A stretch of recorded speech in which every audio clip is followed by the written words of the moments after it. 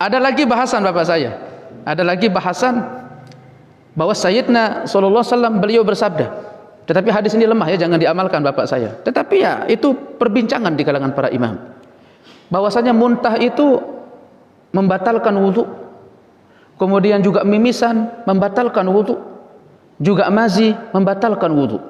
Kalau misalkan itu terjadi ketika kalian dalam sholat, kata Sayyidina, cukup kalian berpaling dari sholat tanpa kalian berkata-kata, ambil air wudu, kembali ke tempat dan lanjutkan sholat. Kebayang nggak bapak saya? Kebayang nggak? Hah? Orang misalkan muntah, muntah gitu ya, batal apa? Wudu. Dia mundur ke belakang, dia pergi wudu, kemudian dia balik lagi tanpa berkata tapi ya, balik lagi, kemudian lanjut apa? Kalau misalkan tadi 1 rakaat, berarti lanjut ke rakaat ke berapa? Panik nih kalau tunggal. Kalau misal diamalkan, ya.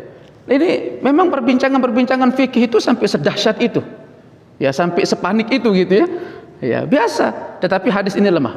Ya kata para ulama jangan diamalkan karena hadis ini lemah. Tapi ya sebagian para ulama seperti ulama-ulama Hadawiyah, ulama-ulama Hanafiyah memang mengatakan bahwa muntah itu membatalkan wudu, tapi tidak membatalkan salat.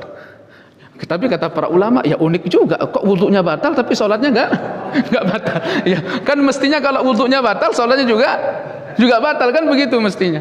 Kalau sudah yang pokoknya saja batal, yang mestinya yang ikuti pokok harusnya apa? Batal. Ya tapi memang demikian perbincangan di kalangan para ulama fikih. Makanya itulah bapak saya. Jadi perbedaan yang terjadi di tengah umat Islam jangan suka apa? Jangan suka apa? Panik. Ya, duduk yang tenang. Kalau dia ada dalil, kita ada dalil, saling setor dalil. Nah, jadi itu beliau berkata, mana dalil engkau meruqyah diri sendiri? Aku punya dalil. Apa dalilnya? La ruqyata illa min ainin aw hubah. Tidak ada ruqyah kecuali untuk penyakit sihir mata dan juga penyakit apa? Demam. Tapi kalau kamu mau dengar bahwasanya aku punya hadis dari Imam Ibn Abbas, silahkan baca, kata Imam Husain. Apa kata beliau? Uridat alayyal umam, bahwa Sayyidina sallallahu alaihi wasallam ditampakkan kepadaku nanti di akhirat umat-umat. Fara'aitun nabiyya wa ma'ahu rahtu. Lalu aku melihat ada satu nabi, dia punya pengikut itu cuma beberapa orang. Rahat itu bapak saya dari 1 ke 4. Atau mungkin dari 4 mungkin ke 11.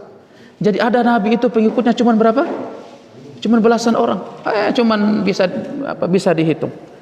Wan nabiyyu wa ma'ahu ar-rajulu war-rajulan. Aku juga kata Sayyidina melihat satu nabi yang pengikutnya itu cuma 1 orang atau dua orang. Wah ini lebih sedih lagi. Pengikutnya apa? 1 atau 2. Wan nabiyya wa laysa ma'ahu ahad, dan aku melihat ada nabi dia tidak memiliki 1 pengikut pun. Ya cuman ada beberapa, ada 2 orang, bahkan sampai ada nabi enggak punya pengikut. Lalu apa kata Sayyidina? Kemudian aku ditampakkan sebuah kelompok besar sampai hitam, kata Sayyidina. Aku menyangka itu umatku. Lalu aku dikatakan kepadaku, enggak, ini umatnya Nabi apa? Nabi Musa. Sampai kemudian beliau dilihatkan kepada sebuah kelompok yang besar, yang begitu sangat banyak. Lalu dikatakan kepada Sayyidina, inilah umatmu wahai Muhammad. Bersama dengan mereka berapa? 70,000 yadkhuluna al-jannata bighairi hisab wala azab. Inilah umatmu wahai Muhammad, di dalamnya terdapat 70,000 masuk surga tanpa hisab dan tanpa azab. 70,000 tanpa hisab dan tanpa azab. Ya. Tapi kalau misalkan 70,000, sekarang umat Islam berapa juta? Hitung-hitung lah gitu ya. Ya seluruh dunia berapa juta? Ya Allah, 70,000-nya yang mana lagi begitu ya? Kita masuk enggak? Tapi ada lagi berita lebih menggembirakan bapak saya. Sayyidina minta lebih kepada Allah. Karena memang Rasulullah memiliki kekhususan. Saat dimana tidak ada Nabi dan Rasul yang mampu untuk minta diputuskannya hari, untuk diputuskannya apa? Ya orang menunggu itu bapak saya, untuk menunggu dibacakan catatan amal itu berapa tahun? 300 tahun. Selama 70 tahun orang itu menghadap ke atas untuk mendengar atau untuk menunggu berita dari langit. Nunggu selama 300 tahun. Dan kita kesana kemari berlarian untuk minta tolong untuk apa? Agar segera diputuskan. Karena yang namanya nunggu itu apa? Membosankan. Sampai kata saya, sampai apa? Coba engkau pergi ke Nabi Adam. Nabi Adam enggak bisa. Sampai Nuh enggak bisa. sampai kita berakhir di mana? Sayyidina sallallahu alaihi wasallam. 300 tahun bapak saya. Kemudian Sayyidina sujud di bawah arsy, kemudian beliau minta syafaat untuk memutuskan hari kiamat. Karena saking dahsyatnya bapak saya ya kondisi tersebut, sampai ada orang berkeringat itu, sampai ada orang tenggelam sama keringatnya. Dan itu tentu sesuai dengan amal soleh atau sesuai dengan kadar maksiat yang dia bawa.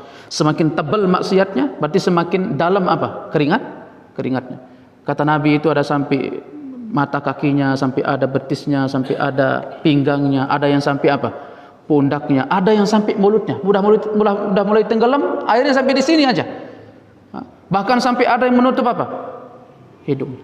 Ya, semoga kita termasuk ke dalam hamba-hamba yang dijaga oleh Allah, diberikan perlindungan. Karena panasnya luar biasa, sampai orang berkeringat, sampai orang tenggelam dengan keringatnya. Dan antara satu hisab dengan satu hisab bapak saya, itu ketika satu orang dihisab, kita harus menunggu 50.000 tahun untuk kita bisa dapat apa? Gantian. Itu kondisi yang sudah nunggu 300, nunggu lagi berapa? 50.000. Udah nunggu 50.000 tahun dari satu hisab ke satu hisab orang. Kalau kita mungkin dapat karcis yang pertama, lah kalau kita dapat bagian akhir, mau nunggu berapa tahun lagi? Ya Allah. Makanya Sayyidina di antara doa yang beliau panjat, sering panjat itu apa saya? Allahumma inni a'udzubika min dhiqil maqam. Allahumma inni a'udzubika min qarbil qiyamah. Ya Allah, aku berlindung kepadamu dari sempitnya, dari berdesakannya hari kiamat, dan aku berlindung kepadamu dari buruknya hisab. Ya, buruknya hisab. Karena nanti ketika orang dibawakan catatan amal itu, kalau di dalam tafsir itu disebutkan, kalau sampai ada saja sempat orang ditanya hari ini, wah ini celaka sudah. Karena ciri-ciri orang enggak celaka itu kalau dikasih catatan amalnya, langsung dikasih sama Allah, udah langsung berlalu begitu saja. Tapi apa kata Sayyidina? Manuqisha fil hisab uzib. Siapa yang sempat ditanya di catatan amalnya, maka ini pasti orang akan apa? Disiksa. Makanya kata Sayyidina, selalu beliau berdoa, Allahumma hasibna hisaban yasira. Ya Allah, mudahkanlah hisab kami dengan hisab yang mudah.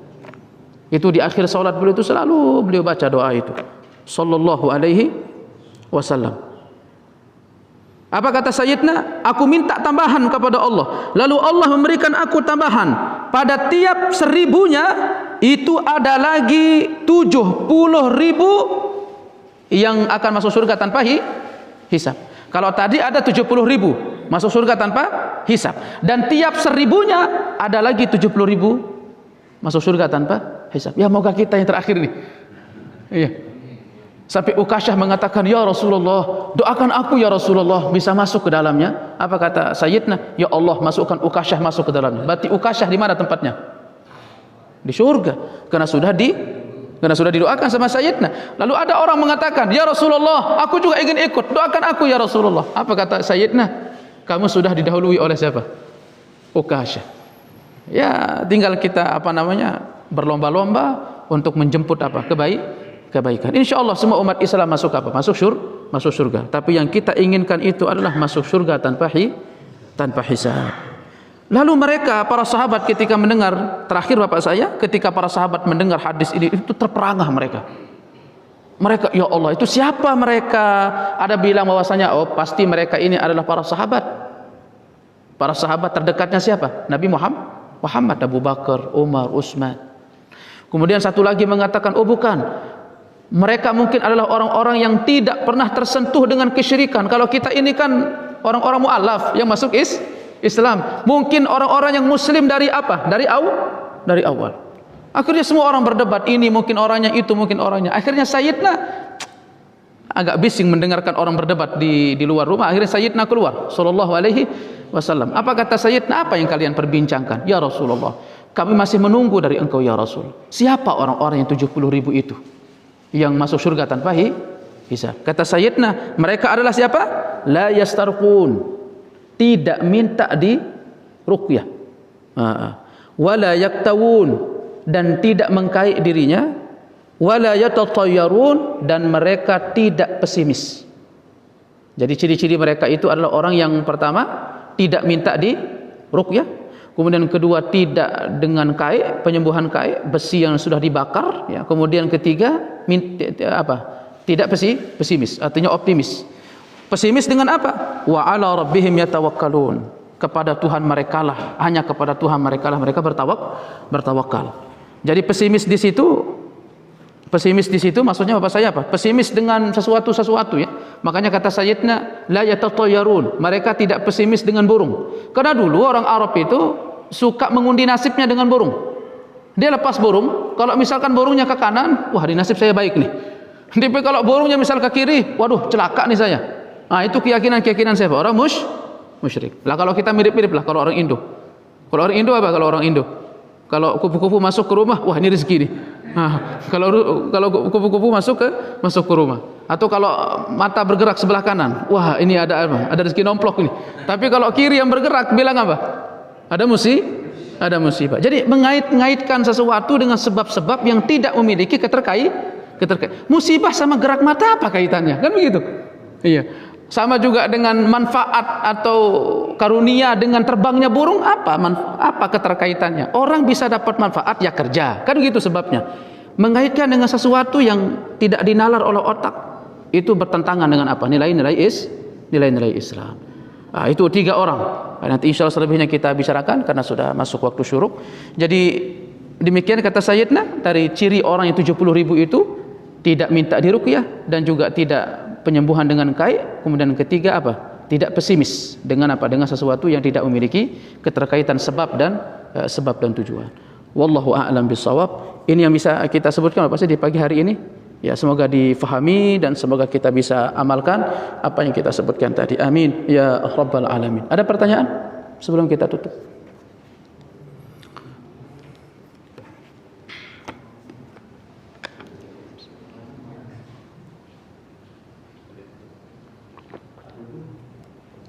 Enggak ada? Baik, kalau enggak ada kita tutup. Yang hadir semoga terus diberikan kesehatan, diberikan afiat, dan semoga kita bisa berjumpa kembali di pelajaran berikutnya. Wallahu waliyun dzalika wal qadiru alaih. Subhanakallahumma hamdika asyhadu an la ilaha illa anta astaghfiruka wa atubu ilaik. Assalamualaikum warahmatullahi wabarakatuh.